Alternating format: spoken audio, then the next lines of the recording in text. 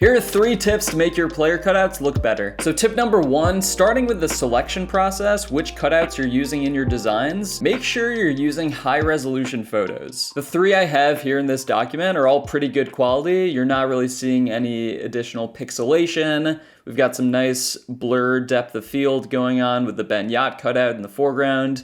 If I double click on this Jeff Babbitt cutout to open it in a separate document, go to image size, you can see this is 4,000 pixels by 6,000 pixels. That is very good, very high resolution.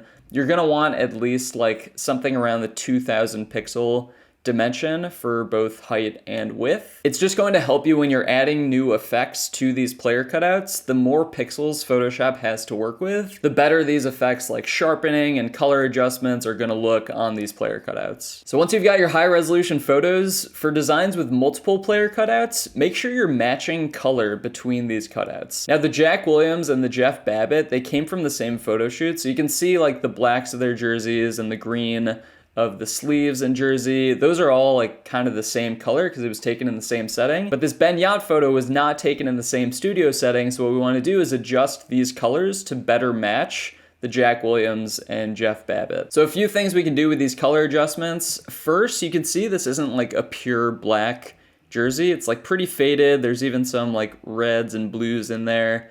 So I'm gonna go to my adjustment layers, add a hue and saturation layer, and holding Option, I'm gonna click on the space between the layers and clip it to the Ben Yacht layer, so it's only affecting Ben Yacht, whatever adjustments we make. I'm going to go to the blues first and desaturate the blues entirely. You can see the extreme effect of what areas this is affecting. So we're desaturating the blues, getting rid of all the blue. The cyans you can also get rid of, and the magentas. We can see that's on the jersey as well, so we're going to desaturate all of those. And now we've got like a pretty grayscale jersey, which is the effective color that it should be. I'm going to duplicate this same hue and saturation layer to the other cutouts too, because sometimes there is like slight discoloration in like pure black or pure white. So this is just going to make sure that everything is set to grayscale and that the only colors in this design are the skin tones, the green from the jerseys, and then black, white, and gray. So now if we look back at our Ben Yacht cutout, you can see the hat has some yellow in it. Yellow is common in skin tones as well, so I don't want to desaturate the yellows for the whole cutout, but we're gonna mask out the specific part just for the hat. So let's make a new hue and saturation layer. Again, holding Option, I'm gonna clip this to the Ben Yacht cutout, and then we'll go to our yellows, desaturate them, and you can see it messed with the skin tones, which we don't want. So I'm gonna invert this mask that's on here by going Command I, and now that's hiding the whole layer. And now I'm just gonna paint back on, hitting B for my brush tool, painting back on with a white brush the spots that we do want to desaturate the yellows on, which is his hat. So I'm just taking a soft brush and going over around the logo. So now we've got everything desaturated that we wanted to. So now I'm gonna look at the color of the green on the sleeves and try to match that to the other 2 cutouts. So I'm gonna do a selective color layer and holding Option, again, clipping this to our Ben Yacht cutout. Now this green is actually, there's a lot of yellow in it. So I'm actually gonna go to the yellows, and you can crank up this yellow and then crank up the black, and that will kind of darken it. And now we're getting a closer color to what we're seeing on the other cutouts. It's not perfect. You can still fine tune these adjustments further. Maybe we add some yellow to the greens as well. But you can see before and after, it is definitely darkening these sleeves to better match the background, guys. Now for his jersey and his hat, obviously it's still very light, so we gotta darken all of that. I'm gonna do a curves layer, and go into adjustments, curves, again, clipping it, holding Option. I'm gonna drag down just kind of in the middle of this curves layer.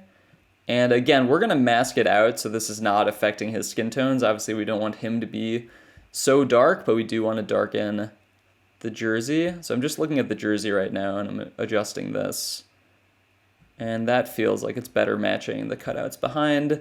So now holding Command and hitting I to invert this mask, I'm just gonna brush back on the jersey parts that we want to darken. And we don't want to worry about his skin tones. So this is, again, just masking the parts that we want this curves layer affecting, which is the jersey and the hat, of course. So that's looking pretty good. I'm gonna hide all of these effects so you can see what we started with on Benyat. First he looked like this, then after our adjustments, we've made him a lot better match the cutouts that are with him in the design. The last tip, and maybe I should have put this one first, is to use Camera Raw filter on basically every cutout you bring into your designs.